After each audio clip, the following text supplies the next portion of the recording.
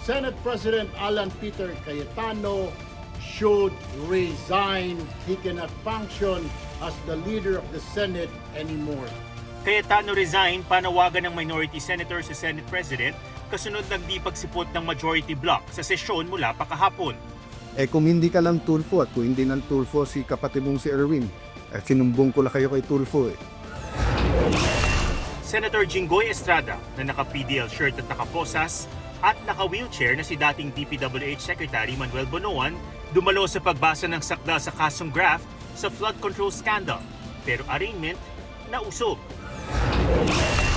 At sa gitna ng aktibong bulkan sa Hawaii, may namuong whirlwind o buhawi. State of the Nation, 11:05 ng gabi, pagkatapos ng Task Force Firewall.